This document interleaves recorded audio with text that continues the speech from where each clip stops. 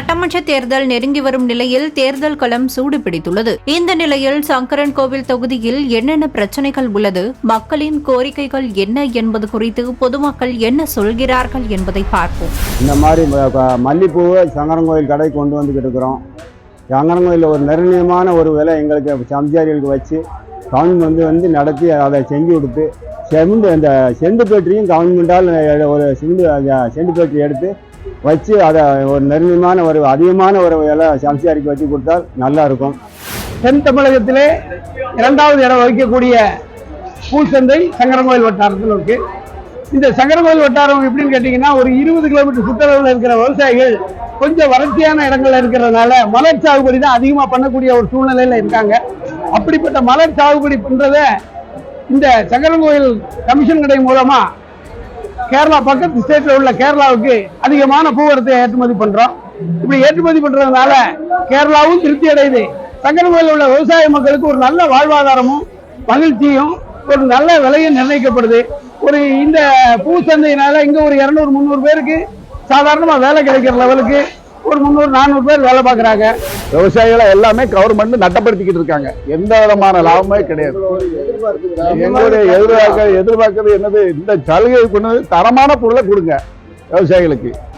தரங்கட்ட பொருளை கொடுத்துட்டு எங்களை நஷ்டப்படுத்தாங்க. இதுதான் எங்களுடைய கோரிக்கை. அதாவது முக்கியமாக வந்து சங்கரன்கோவில் விசைத்தறி தொழில் தான் ரொம்ப பிரமாதமாக ஓடிக்கிட்டு இருந்துச்சு. ஒரு காலத்தில் ஒரு 30,000 தறிக்கு மேலே ஓடிக்கிட்டு இருந்துச்சு.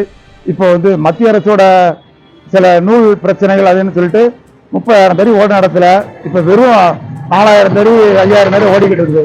இதில் ஆரம்பத்தில் பார்த்தீங்கன்னா ஒரு 1.5 லட்சம் பேர் 2 லட்சம் பேருக்கு மேலே வேலை பார்த்தாங்க. இந்த ஆட்கள் தான் இல்லாமல் எல்லாரும் இந்த தறி வேலையில் இருந்தாங்க. இப்போ காலத்தின் சூழல் வந்து அரசாங்கம் ஒவ்வொரு உத்தரவு போடும்போது தறி தொழில் ரொம்ப போய் விவசாயம் ரொம்ப போய் எதையுமே யாரும் காப்பாற்றுறதுக்கு வழி இல்லாத சூழல் இருக்குது. அது மாதிரி தறிக்கையும் இந்த அரசாங்கம் வந்து சில உதவிகள் பண்ணால் தறி மேன்மையடைஞ்சு வேலை வாய்ப்புகள் உருவாகக்கூடிய வாய்ப்பு இருக்குது. மறைமுகமாகவும் நேர்முகம் ஒரு 1.5 லட்சம் பேர் வேலை பார்த்த இடத்துல இப்போ ஒரு 10,000 பேர் தான் வேலை பார்க்குற மாதிரி இருக்குது. பாதி குடும்பங்கள் வந்து தறி ஓடாதனால நிறையா பேர் வந்து மாற்று வேலை தேடி அலைஞ்சிக்கிட்டு இருக்கிறாங்க. இதுக்கெல்லாம் வேலைவாய்ப்பு உருவாக்குறது வர்ற ஆட்கள் செய்யலாம். இந்த தொகுதியில் நீங்கள் வந்து ரயில்வே மேம்பாலம் ராஜபாளையம் டு சங்கரன்கோவில் போகக்கூடிய பாதையில் ரயில்வே மேம்பாலம் என்பது அமைக்கப்பட வேண்டும்.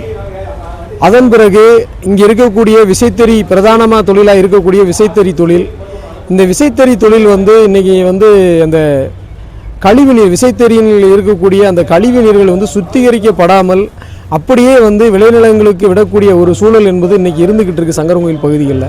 இதை உடனடியாக சரி செய்வதற்கு இந்த ஆட்சி கட்டாயமாக இதற்கான ஒரு மாற்று ஏற்பாடை செய்ய வேண்டும் என்பதை தெரிவித்துக் கொள்கிறோம். சங்கரன்கோவில் தொகுதி காங்கிரஸ் வேட்பாளர் மக்களுக்கு கொடுத்த வாக்குறுதிகளை தற்போது பார்க்கலாம். சங்கரன்கோவில் தொகுதியில் நான் வேட்பாளர் நிறுத்தப்பட்டு வெற்றி பெற்றால் இங்குள்ள கோரிக்கையான இந்த பகுதி விவசாய பூமியாகும். இந்த விவசாய மக்களுக்கு வேண்டிய அரசு சலுகைகளை முறையாக பெற்றுத்தர முயற்சி செய்வேன். அதேபோல் ராஜபாளையம் மற்றும் குற்றாலம் ரோடுகளில் உள்ள ரயில்வே மேம்பாலம் அமைக்க ஏற்கனவே உள்ள முன்னாள் சட்டமன்ற உறுப்பினர் எடுத்த நடவடிக்கை நிலுவையில் இருந்து வருவதை துரிதப்படுத்தி நடவடிக்கை எடுக்க முயற்சி செய்வேன். அதேபோல் இங்கே இருக்கின்ற விவசாய மக்கள் பூ சந்தை வந்து இங்கே இருக்குது. அந்த பூ மூலம் ஒரு செண்டு ஃபேக்ட்ரி அமைக்கிறதுக்காக முயற்சி செய்வேன். அதுபோல் விவசாய எலுமிச்சம்பழம் மார்க்கெட்டு அதை குளிர்சாதனப்படுத்துறதுக்கான ஒரு குளிர்சாதன அறைகள் அமைக்கிறதுக்கு அரசு மூலியமாக முயற்சி செய்து நடவடிக்கை எடுக்கப்படும். கூட்டு குடிநீர் திட்டம் தாமிரபரணி கூட்டு திட்டம் ஏற்கனவே கலைஞர் ஆட்சியிலிருந்து 3 முறை கூட்டு குடிநீர் திட்டம் மூலம் நிறைவேற்றப்பட்டுள்ளது. அடுத்த கூட்டு குடிநீர் திட்டம் மக்களுக்கு குடிநீர் வழங்க அத்திட்டத்தின் மூலம் நடவடிக்கை எடுக்க முயற்சி செய்வேன். அது சங்கரன்கோவில் பகுதியில் சுமார் ஒரு 50,000 விவசாய குடும்பத்தார்கள் இருக்கிறார்கள். இவர்களுக்கு இந்த சாயங்கள் தனியாக மக்களுக்கு, அதாவது கழிவுநீர் கலப்பதை தடுப்பதற்காக சாய கழிவு தேங்கும் குடோன் சுத்திகரிப்பு ஆலை ஒன்று அமைக்க முயற்சி செய்வேன். அதேபோல் இந்த பகுதி விசைத்தறி மக்கள் அதிகம் இருக்கிறதுனால ஒரு ஜவுளி பூங்கா அமைக்கிறதுக்கும் முயற்சிகள் மேற்கொள்ளப்படும்.